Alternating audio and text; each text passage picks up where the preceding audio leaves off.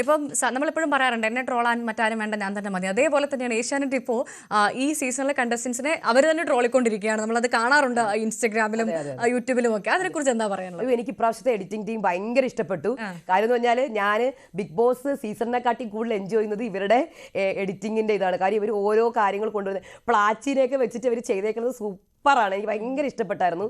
കാര്യം അവിടെ സത്യം പറഞ്ഞാൽ അവിടെ ഒരാളല്ല പ്ലാച്ചി, ജസ്റ്റ് ഒരു പാവയാണ്. പക്ഷെ അതിനകത്തൊരു കണ്ടസ്റ്റന്റ് ആയിട്ട് പ്ലാച്ചിനെ മാറ്റി പ്ലാച്ചി എടുത്ത് പുറത്തെറിഞ്ഞപ്പോൾ പ്ലാച്ചി എവിക്റ്റഡ് എന്നൊക്കെ പറഞ്ഞു വന്നു. അതൊക്കെ ഭയങ്കര കാര്യം. നമുക്ക് ഒന്നാമത് നമ്മൾ ഈ സീസൺ ഇച്ചിരി ഒന്ന് നമുക്ക് ഡൗൺ ആയി വരുന്ന സമയത്തായിരുന്നു ഇവരുടെ എഡിറ്റിംഗ് ടീമാണ് അതിനെ കുറച്ചും കൂടെ കൊണ്ടുവന്നത്.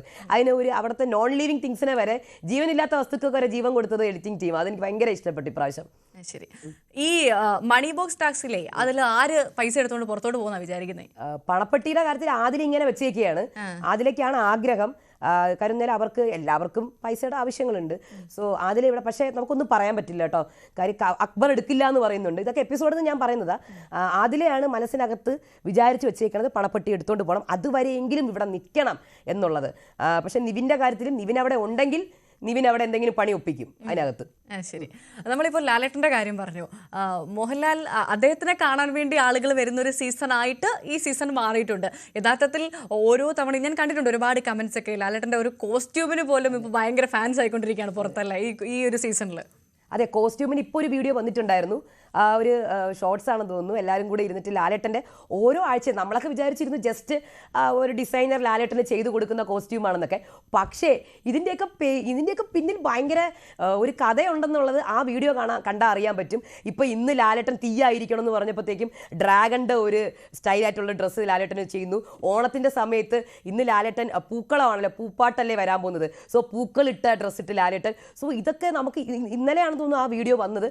അപ്പോഴാണ് നമുക്ക് മനസ്സിലായത് ഓക്കെ ഇതിൻ്റെയൊക്കെ പിന്നിൽ ഇങ്ങനെ ഉണ്ടോ, ഇതിൻ്റെയൊക്കെ പിന്നിൽ ലാലേട്ടൻ്റെ ഓരോ ഡ്രസ്സിൻ്റെ പിന്നിലും ഓരോ കഥയുണ്ടെന്നുള്ളത് നമ്മുടെ ഓഡിയൻസിന് മനസ്സിലാക്കി തന്നത് ഇന്നലത്തെ ആ വീഡിയോയിലായിരുന്നു.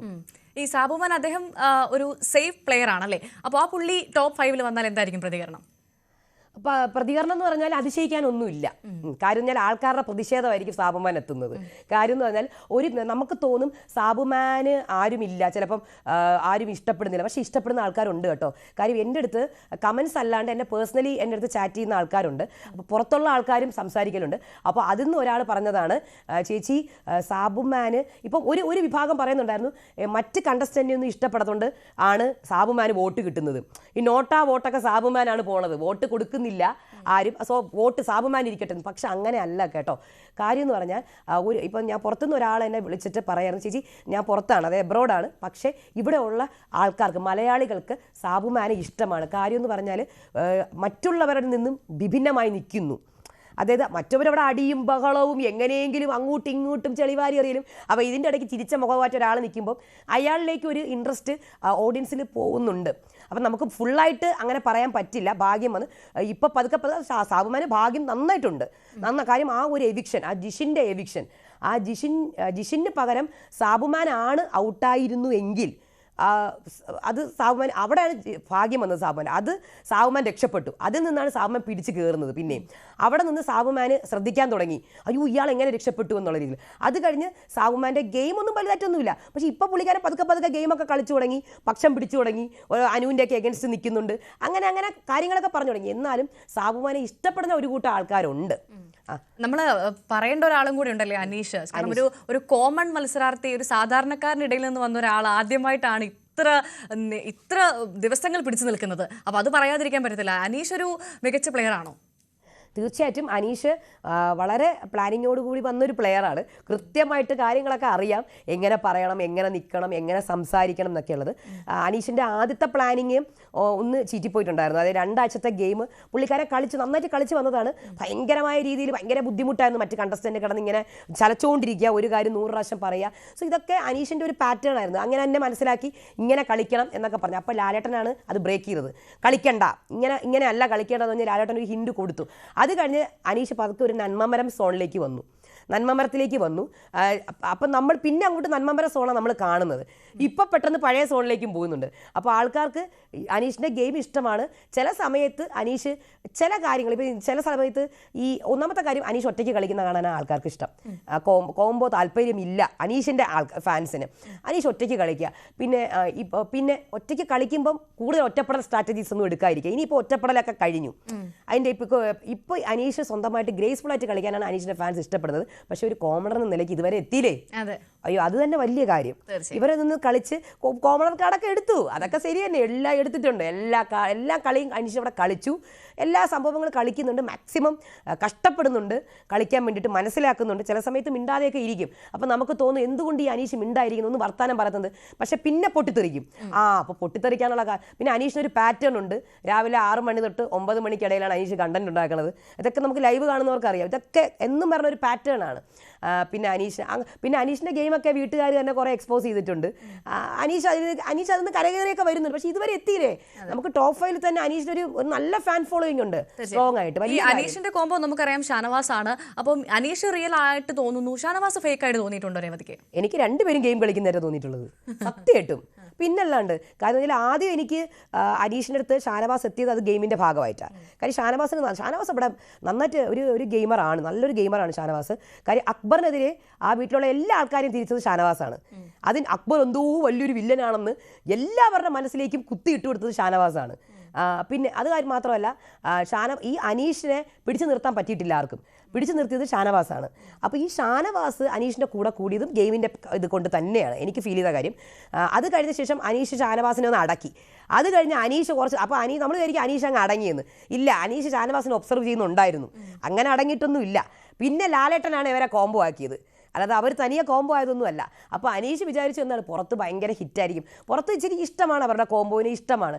പക്ഷേ ലാലേട്ടൻ വന്നിട്ട് നിങ്ങൾ കോംബോ അല്ലേ, നിങ്ങൾ ഹൃദയം തുറക്കൂ എന്ന് പറഞ്ഞ് അവസാനം അനീഷ് ഹൃദയം തുറന്നു. കാര്യം എന്തൊക്കെയോ പുറത്ത് ഇവരുടെ കോംബോ കാണാനാണ് ഇഷ്ടം എന്ന് മനസ്സിലായി.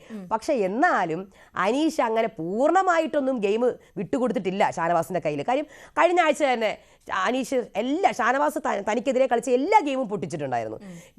ഇതുവരെ കളിച്ച എല്ലാ ഗെയിമും. അതിന് ഷാനവാസ് ഒന്ന് അടിപതറിപ്പോയി. കഴിഞ്ഞ ആഴ്ച ഒന്ന് പതറിപ്പോയി ഷാനവാസ്. അയ്യോ, ഇവൻ എൻ്റെ കൂടെ നിൽക്കുന്നില്ല, ഇവൻ മനസ്സിലായോ എന്നുള്ളത്. എന്നിട്ട് ഇപ്പം തിരിച്ച് ഷാനവാസ് പിടിക്കുന്നുണ്ട് അനീഷിനെ. ഇവർ രണ്ടുപേരും കളിക്കുക.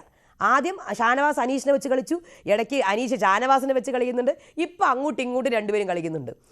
എന്തായാലും ഗെയിമാണത്, അത് ഗെയിം. പക്ഷേ ഞാൻ പറയുന്നത്, നിങ്ങൾ കോംബോ എടുക്കുന്നുണ്ടെങ്കിലും ട്രൂ ആയിട്ടുള്ളത് എടുക്കാൻ നോക്കുക. ഓഡിയൻസിന് ഒരു വിശ്വാസം ഇല്ലെങ്കിൽ നിങ്ങൾ വിട്ടുകളയാത്, അതാ നല്ലത്. തീർച്ചയായും.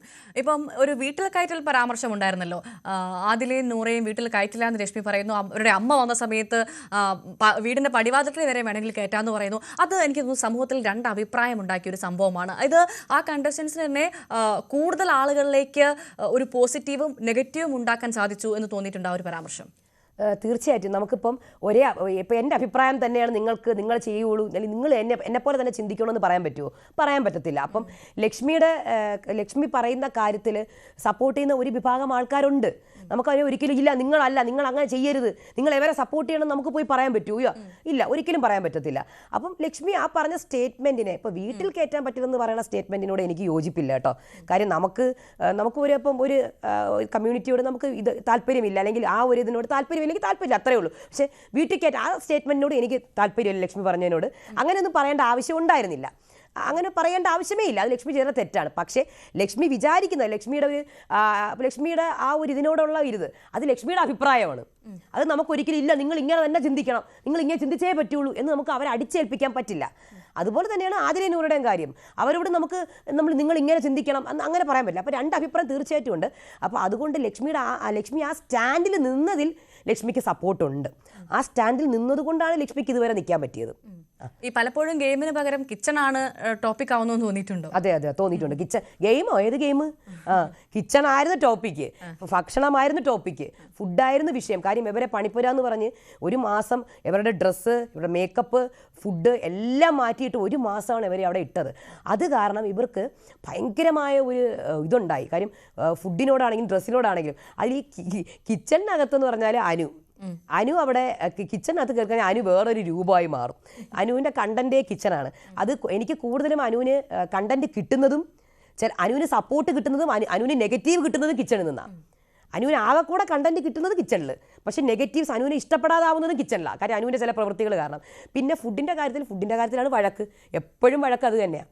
ഫുഡായിരുന്നു ഈ സീസണിലെ മെയിൻ വിഷയം. ശരി, ഒരൊറ്റ ചോദ്യം കൂടി, ആര് കപ്പടിക്കുമെന്നാണ് പ്രതീക്ഷിക്കുന്നത്? അയ്യോ, ഞാൻ പറയട്ടെ, എനിക്ക് തലേദിവസം ചോദിച്ചാലും എനിക്കറിയില്ല കേട്ടോ, സത്യമാണ് പറയണത്. തലേദിവസം അല്ല, 1 മണിക്കൂർ മുന്നേ ചോദിച്ചാലും ഞാൻ പറയില്ല. അങ്ങനെയാണ് ഈ പോക്കൊണ്ടിരിക്കുന്നത്. ഒരാൾ കയറും, അടുത്ത ആൾ പിന്നിലേക്ക് വലിച്ചിട്ട് കയറും, ഒരാൾ കയറും, അടുത്ത ആൾ പിന്നിലേക്ക് വലിച്ച്, ഇങ്ങനെയാണ് പൊക്കോണ്ടിരിക്കുക, പിന്നിലേക്ക് വലിച്ചിട്ടാണ് കയറുന്നത്. അതുകൊണ്ട് ഒരു ടിക്കറ്റ് ഇപ്പം നടക്കാൻ വേണ്ടി പിന്നെ എന്ത് ടാസ്ക് എന്നല്ല, ടിക്കറ്റ് ഫിനാലെയോ എന്ത് ടാസ്ക്കാണ് നടക്കാൻ പോണെങ്കിലും അതിൽ സൂപ്പറായിട്ട് കളിക്കുക. പക്ഷേ ഈ കളി മാത്രമല്ല കേട്ടോ, ടാസ്ക് മാത്രമല്ല, ഒരു ഫാൻ ബേസ് ഓൾറെഡി ഇവർക്കുണ്ട്. അത് മാച്ച് കളയാൻ പറ്റില്ല, അത് അവർ ഔട്ടാവാതെ അത് മാച്ച് കളയാൻ പറ്റില്ല.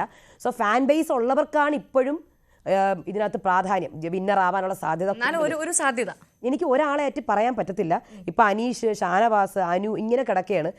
അതിൻ്റെ തൊട്ട് താഴെ തന്നെ ആര്യനും അക്ബറും ഒക്കെ കിടപ്പുണ്ട്. അപ്പം നമുക്ക് ഒന്നും പറയാൻ പറ്റില്ല. ഇപ്പം ട്രയോ പറയാമെങ്കിൽ നമുക്ക് അനീഷിനെ, ഷാനവാസിനെ, അനുവിനെയും പറയാം. ഇതിൽ എനിക്കറിയില്ല, ചിലപ്പോൾ ഇവർ പറയാൻ പറ്റത്തില്ല, മനസ്സിലായില്ല, ഒട്ടുമേ പറയാൻ പറ്റില്ല. അങ്ങനത്തെ ഒരു സീസണാണിത്. ശരി, അപ്പോൾ എന്തായാലും ഒരുപാട് സന്തോഷം ഡോക്ടർ രേവതി ഞങ്ങൾക്കൊപ്പം ചേർന്നതിന്. താങ്കളുടെ വിലയേറിയ അഭിപ്രായങ്ങൾ പ്രേക്ഷകർക്കൊപ്പം പങ്കുവച്ചു. ഒരുപാട് സന്തോഷം എന്നെ വിളിച്ചതിന്. ശരി, താങ്ക് യു സോ മച്ച്. ശരി, ന്യൂസ് 3 പൂർണ്ണമാകുന്നു. നമസ്കാരം.